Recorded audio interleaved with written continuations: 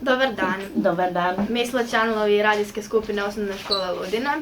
Ja sam učenica 7. razreda Laura Hajek. Da. Tamo je moj kolega iz 6. razreda Svet Miljanec. I ovo je, sa nama su još i članovi multimedijske skupine Leon Pesić, Viktor Mahaček, Emanuel Čačić i David Faldes.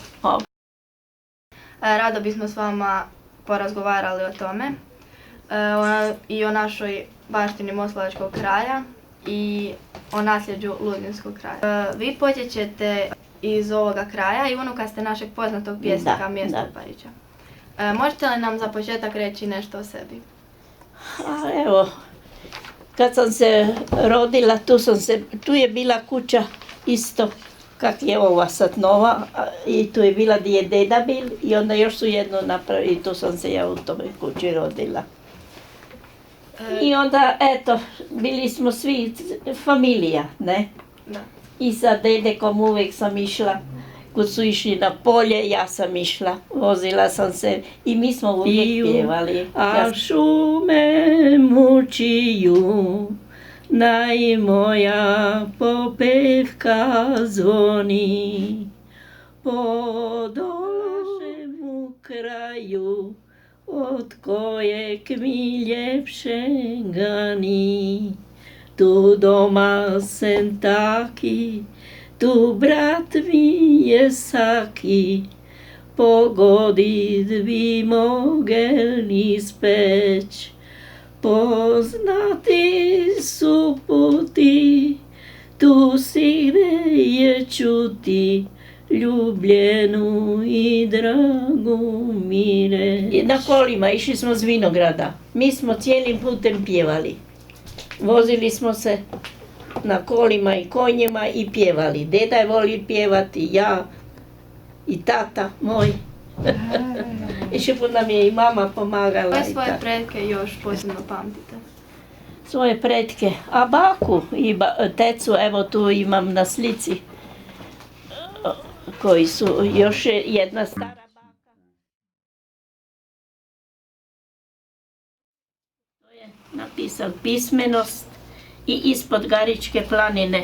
To je rekla, jer sam ja donesla ili nisam, da Martina da imaju oni. Možem vam pročitati ako ćete, kaj od mene, moj deda napisat za mene pjesmu. Da, može. Smej se, smej, ti angel naš mali, s veseljem spuni nam hižu, po čelu zlati prami ti pali, zubek i biser je nižu. Guči nam guči grlica mala, radost u dom nam vodi, tvoj gugut slatki, tvoj smeh i šala, srcu i duši godi. Čvrkči nam, čvrkči, kak tič na grani, slavuj si mali naš ti, med vsemi tiči pevicami lepšega tiča ni. Tako.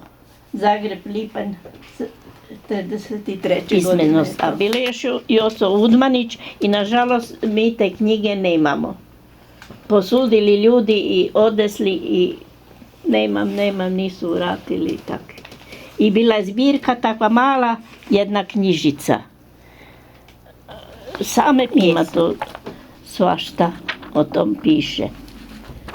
Kako se živilo i radilo i uvijek teško bilo, ne, na sve. Onda smo ove starohrvatske pjesme pjevali, sad ne znam je li to.